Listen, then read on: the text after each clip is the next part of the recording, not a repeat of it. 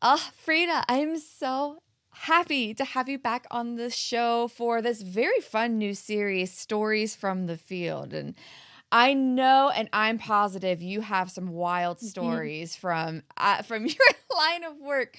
So let's pretend right now we are on a beach around a campfire with a good margarita or some fun drink, and I want to hear a story from you. So tell me, take me to this place. Where are we going in your timeline? When was this? And set the scene.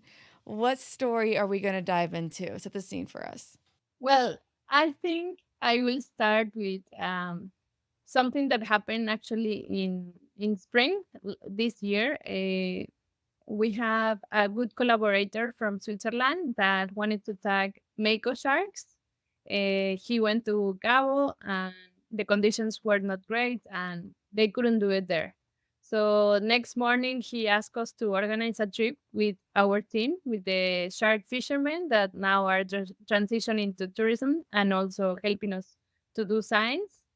And our team was divided into boats. The first boat was the fishermen doing their normal work, and we were with the scientists. And yeah, it was super successful. We found three mako sharks, around one Oh, meter wow. and 70 centimeters, and we were able to tag these three sharks. So it's one of the best examples of how we can collaborate with the communities and working together. So they took us to the right place in the right time and had really, really success with these scientists.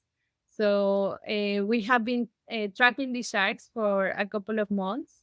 The only bad news is that the three sharks, even that we have a period when no one is allowed to catch sharks, they were caught by, we think, industrial fishing, very close to Rewildology in an open area very far from land. And yeah, these sharks were took maybe by accident, but yes, we lost those sharks. For the summer, we were expecting to see some silky sharks because it's the right time for them to come to the shores. And we were trying. We couldn't find them. And just yesterday, we went out 25 miles from shore, and it was really really nice to see like around 11 juvenile silky sharks that are like half a meter. So they are super cute, they are like very playful, they come super close to you, they act like they were adults, no, like super big and everything. And yeah, so it was really cute. And the importance of this is that we were able to take genetic samples of the sharks. So in the future, we want to analyze and see if these sharks are related to the sharks in oceanic islands like Rewildology. So it's not just about having hope with the community, no? Knowing that the sharks are returning, no? Finally, it's also about the information that we can get from these species that potentially in the future can be used for policy making and really protect them. No? So I think we are basically closing the whole cycle from creating the science that can support protection, but also involving the locals in the whole process so they feel proud of it. And even when we were tracking the mako sharks, the mom of one of the fishermen was asking us, like, can you tell us where they are, if they are safe? Like the whole family Oh, was invested. was so touched by the story, and they were so happy and proud about the tagging. So the idea is, for example, one of the orcas, one of the members of our organization, is fundraising in the school of her kids. So the kids are filming a video and saying like, we want to adopt a shark. So if you want to get involved, you can support us, and we are gonna fundraise to get that tag. I've been able to follow a shark. So I think it's pretty cool that in many ways you can get involved and also to help us, no, to really know more about this species. Oh my gosh, that's Incredible. Those updates are amazing. Yes. Have you had in the past year or even in your amazing career so far, have you had any really moving or unbelievable encounters with sharks when you've been in the water? And if so, could you tell us that story? What happened? Well, one of the most incredible ones was in Rewildology in Socorro Islands, where I did my PhD. We had an encounter with a 4-meter tiger shark in the middle of the blue after diving with a humpback whale. That was one of my best dives. Yes, this tiger shark was just uh, circling around, foraging, looking for some food. And we found them in the blue. We were just drifting and finishing the dive, and we were kind of following her for a bit, and she didn't like it. I think these sharks are so wild, and she was a little bit maybe intimidated or something. So she started like circling us. And for like around 5 to 8 minutes, she was just coming and coming and keep coming and closer to us. So it was kind of scary. But at the end, we lost her interest and she left. So that was good. But my friend and I that were diving together, he's an expert diving with sharks because he's an instructor in Cabo Pulmo. In Cabo Pulmo, we have a big population of bull sharks. So he has been diving with bull sharks for like over 300 dives or more. But we were talking that we were like almost following, like a manual of how to behave when you have a shark that close. And we were like finishing the pages and we couldn't like find another way to do something, no? So yeah, it was pretty epic, but at the same time kind of intimidating. And at the end, nothing happened. So I think that's also a lesson where you never can be overconfident or thinking that you know everything about them. You always have to be respectful and aware that they are top predators and is their habitat. So you have to be always aware, no? And if you see that they are not comfortable, you just have to leave them by themselves and, and just, yes, observing them from far. So, how did you feel when you noticed her behavior switch? And what was she doing in the water? Did she, I've never been in the water with a shark like that, let alone Yeah. one that might be showing aggressive behavior. So, but you're the shark expert. So, tell me, like put the image in my brain. What was she doing? So you're in the water, you just saw these amazing humpback whales, and then you see the shark, and what was she doing that gave you the clue that maybe she was not happy with your presence? Something that I remember was that I had my camera, so I was trying to keep recording the whole event, no? So I have the first photos when we saw her the first time, and her fins were relaxed. So normally their pectoral fins normally are like very horizontal, and when the shark gets stressed, they start putting the fins like closer and like more vertical, like this. And also like the back of the shark hunched like a cat, when a cat is like about to attack, they normally have like a little hump. The sharks tend to do the same. So they start like, That's crazy. yes, and they start swimming like more erratic. So zigzag swimming faster. And the last thing we saw that was like pretty clear for us that she was not comfortable was that she moved the head side to side like a tiger and then opened the mouth to show us her power, no? So seeing a shark like doing like this and then she didn't try to bite us, but just showing us that like a clear display of like, I'm the I rule here. I'm the one that puts you in your place was pretty clear. And I remember looking at my friend and his eyes were like completely open and like we were like, oh no. So yeah, that was interesting. Oh my gosh, my heart rate is going up, and I wasn't even there. I wasn't even there. I also love predators, so I've seen that kind of behavior in land predators, but not in water or anything like that. Do you remember what it felt like? Like, did your heart start to race? What Yeah, did you do? What was my your reaction? I have a one photo just before that where I have like the perspective of the whole humpback whale, and if you look closely, you can see a tiny little shark behind. And when I posted it, I put it's all about perspectives because sometimes you have like a tunnel view where you are just looking at one impressive thing, but there is something that probably can happen in the future. And I think that that was like the kind of moment. And I don't have any tattoo, and it's very rare here as a marine biologist. I don't have any tattoo, but I have a friend Yeah, that that's crazy. that told me like if at some point you are thinking about having a tattoo, that will be the moment of my life, no? Because it's like the contrast of living something really, really cool and special, like diving for the first time with such a big animal, and then having that moment of being really in danger, no? So I I think I was feeling like I was like thinking after that dive, I was thinking like I can remember this as a bad experience, or I can remember this as an epic moment in my life that can teach me something new, no?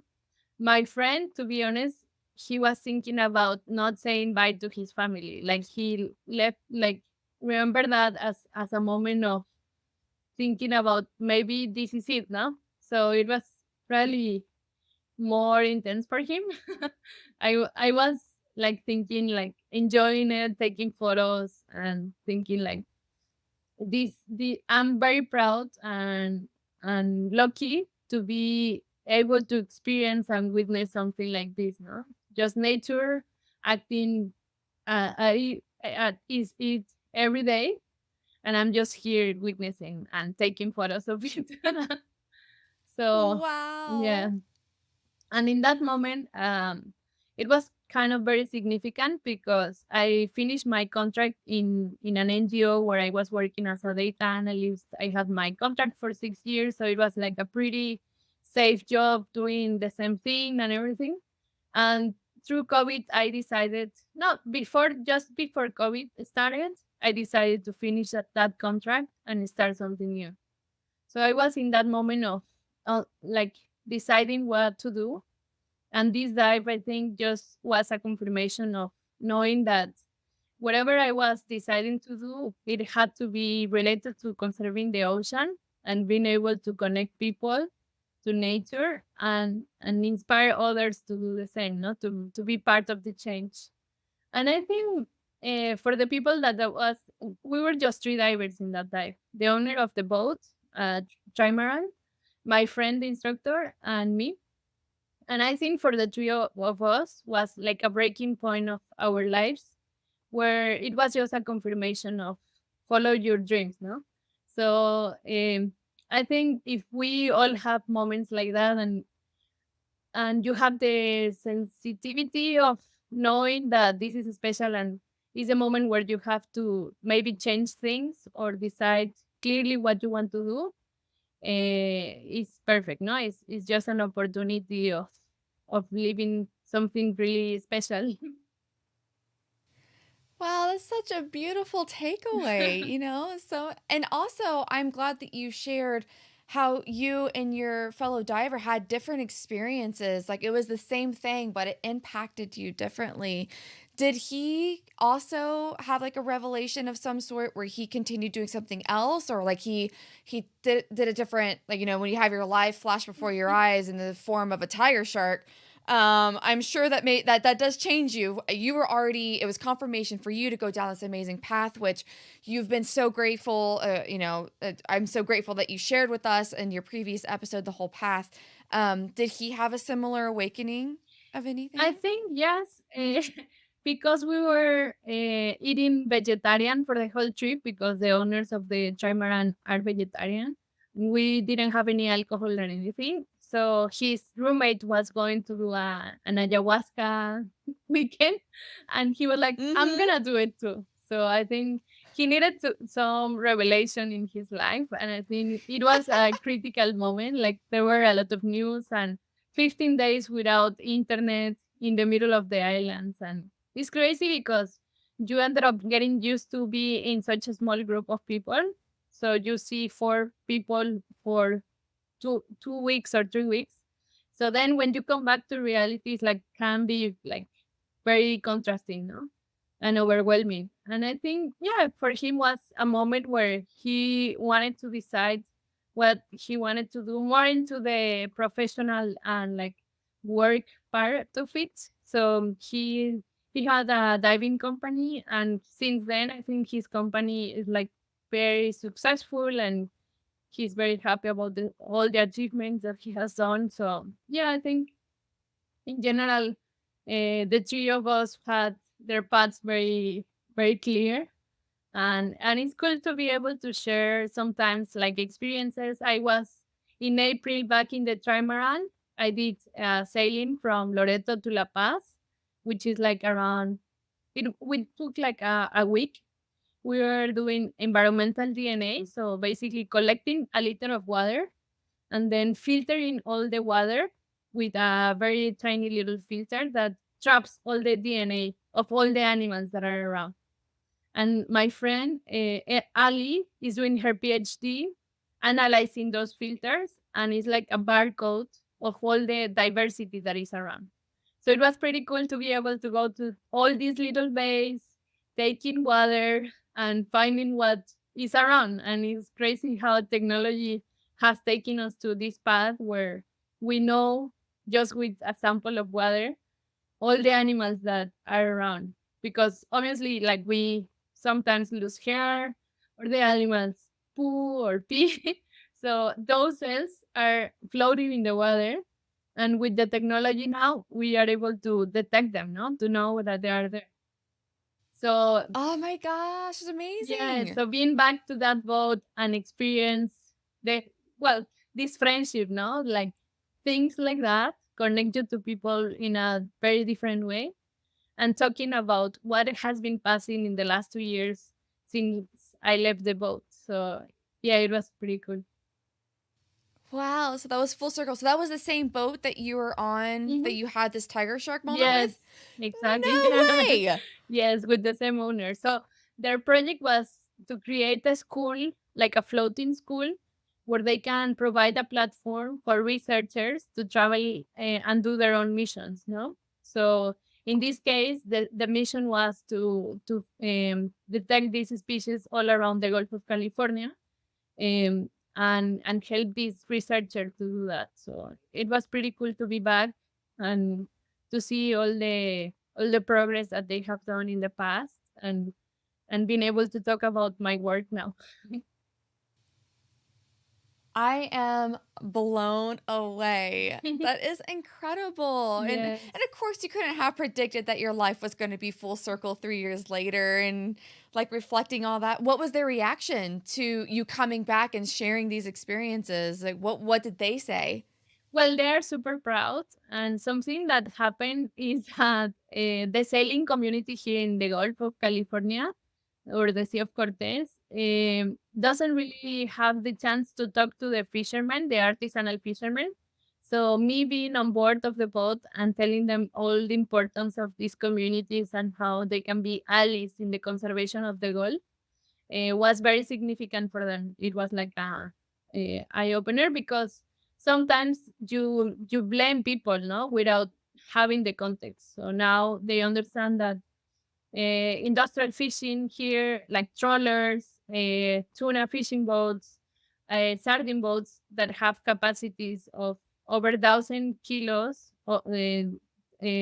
sorry, 1,000 tons, are fishing super close to shore and emptying the resources for the communities here. So being able to talk to them about it and to know more fishing communities all around the path and everything was super cool to connect with people and seeing how things are for them. And I'm always trying to give them hope, no, that things can get better, and if we work together, I think we can find solutions for everyone. No? So climate change here is super clear. They call corals riscos, the rocky reef that is growing very close to shore.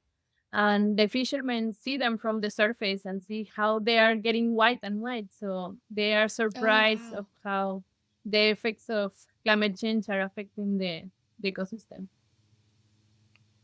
Wow. Yeah. And since you just dropped a little hint, and if somebody hasn't listened to your previous interview yet, Mm, um, you are a guide. You are like a dive guide, which is yes. amazing. I have to ask, since I'm also in tourism, has anything crazy or weird or wild happened on one of your trips that you were leading with a group of people? Well, I had the incredible opportunity to lead a trip with the Sea Legacy team. So with Paul Oh, Nicklen cool. and Christina Mittenmeyer back in January. So I was on board of their catamaran, and we were 25 days in back in Socorro in Revillagigedo.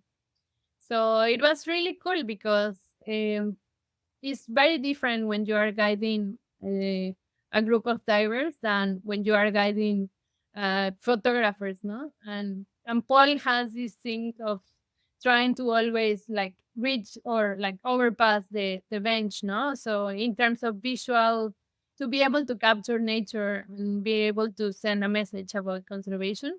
So it was really, really nice to spend 25 days with them and showing them Revi, also being responsible, no, like you cannot lose the boat or do something silly. And yeah, being able to spend time with experienced divers and talk about ocean stories and things like that, so that was pretty cool. And with the fishermen, I think we are in a moment where things are getting better. They have a new boat. We work very hard for them to get their driving license for the ocean, that is called libreta de mar.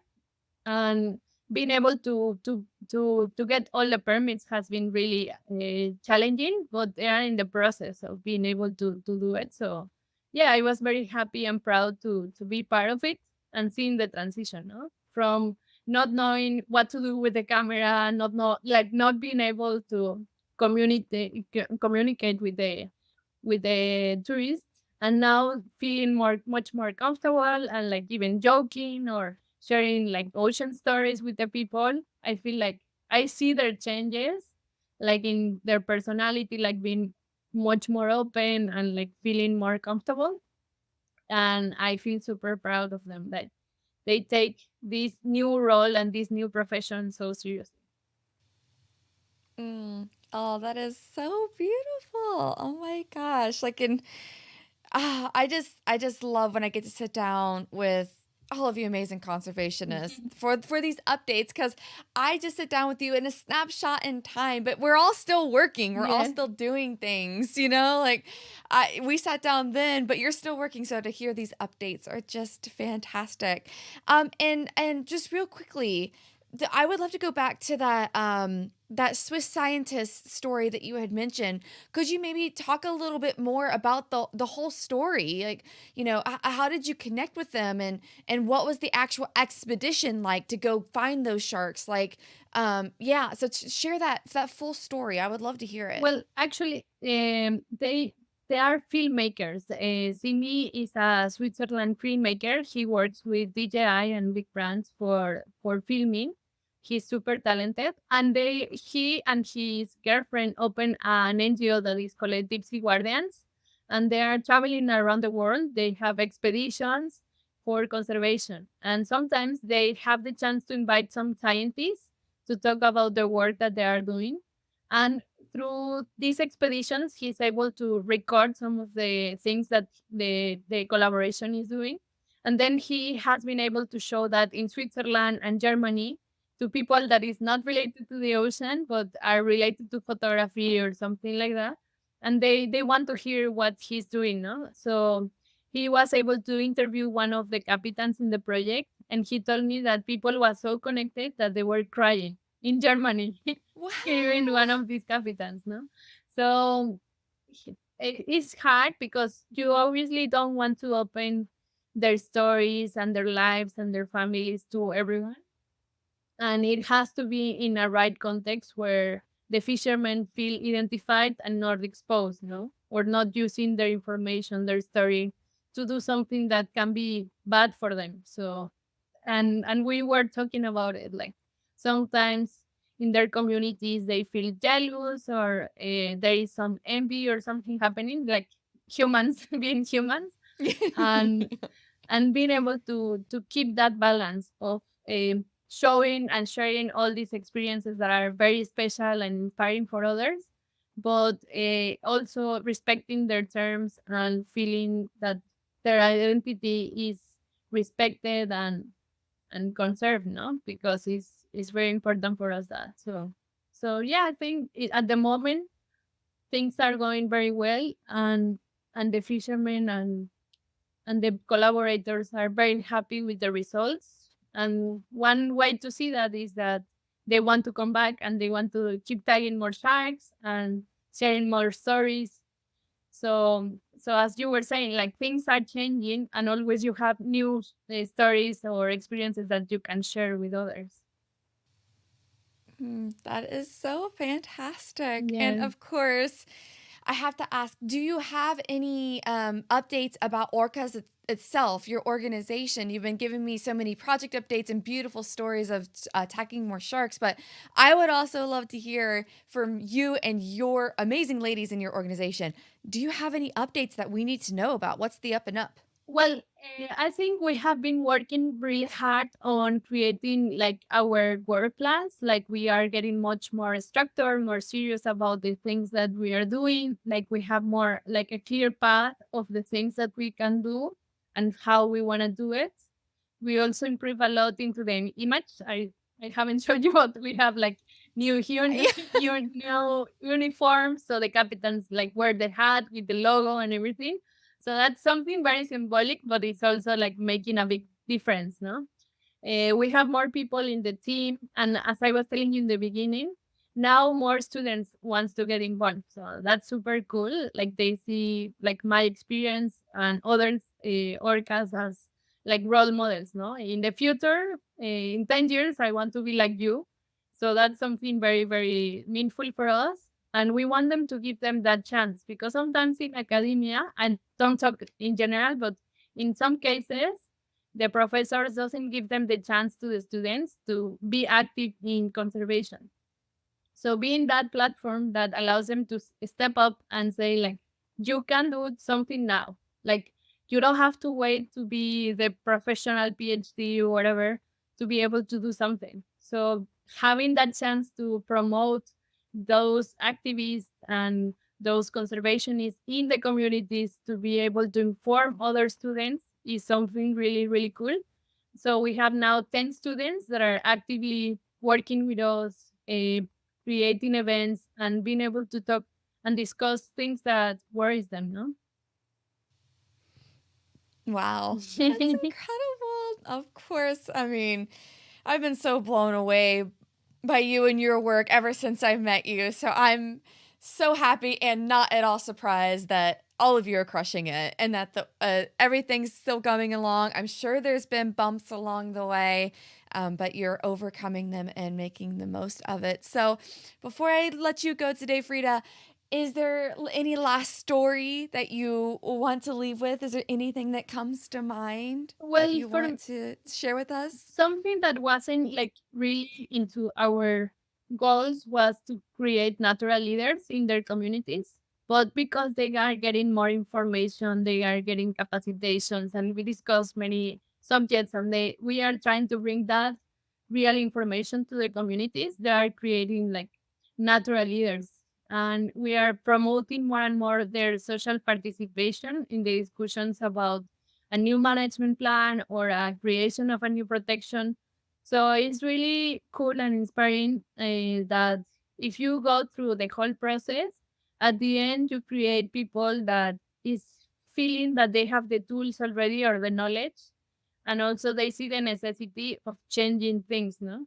And being able to promote that is very, very important. And I think that's something that I feel super proud of. Amazing. Oh, well, thank you again for sitting down with me and sharing some that wild tiger shark story and then all of the updates that you have going on. Again, just And love the work that something you're that doing. we are doing now, we are creating science camps. So in these Oh, weeks, we are taking kids that are 11 years old to talk about sharks. And in the last part of the course is going to be camping with the shark fishermen and going out and showing them the nature and the like sharing all this knowledge, so it's really cool to be able to work more with the schools and being able to take them through the process to know more about the importance of sharks and everything. So yes, going very well. yes, the impacting the next generation is so big. I was actually just recently asked back to my old school and I presented to all of the 7th graders in Wow. the science class. So that was very impactful as well. And planting the seeds in the next generation, it's so important. It is so important, especially in rural places. I grew up in a very rural place. It's a rural school, so you can do more, you can be Mm. more, you can go to these new places, you can see these things, you can have the impact that you want. And so sometimes they just need to be shown that it's possible. So that is beautiful. I'm so glad that you're also able to do that now, where it's not just focusing on the adults. Now you're able to also impact the kiddos in the area. Yes. That's awesome, Frida. That's great. You've thought of everything. I'm sure you're so busy. Well, it's a big team, and the team is growing, so we have chances to achieve more goals and get more responsibilities, and also being able to split the work and to be able to delegate. No, so now I know who is in charge of who, and it's easier to work as a team and collaborate with other NGOs or other groups. So I think that's why things are going well. Yeah. Teamwork makes the dream work. Exactly. We don't have to do it all ourselves, that's for sure. Mm. Oh, that's great, Frida. Thanks again for sitting down with me Thank today, you. and I can't wait to get these stories out. They're so fun from the perspective of a professional diver, scientist, and tourism leader from under the water. Amazing. Thank you very much for the opportunity, and I always enjoy talking to you. And I hope you can come one day and see it. Oh, girl, I'm coming. I'm coming. We're going to have some conversations offline, and just trust me. Thank you for joining me on this wild adventure today. I hope you've been inspired by the incredible stories, insights, and knowledge shared in this episode. To learn more about what you heard, be sure to check out the show notes at rewildology.com. If you enjoyed today's conversation and want to stay connected with the Rewildology community, hit that subscribe button and rate and review the show on your favorite podcast app. I read every comment left across the show's platforms, and your feedback truly does mean the world to me. Also, please follow the show on your favorite social media app, join the Rewildologist Facebook group, and sign up for the weekly Rewildology newsletter. In the newsletter, I share recent episodes, the latest conservation news, opportunities from across the field, and updates from past guests. If you're feeling inspired and would like to make a financial contribution to the show, head on over to rewildology.com and donate directly to the show through PayPal, or purchase a piece of swag to show off your Rewildology love. Remember, rewilding isn't just a concept, it's a call to action. Whether it's supporting a local conservation project, reducing your own impact, or simply sharing the knowledge you've gained today, you have the power to make a difference. A big thank you to the guests that come onto the show and share their knowledge with all of us, and to all of you Rewildology listeners for making the show everything it is today. This is Brooke signing off. Remember, Together, we will rewild the planet.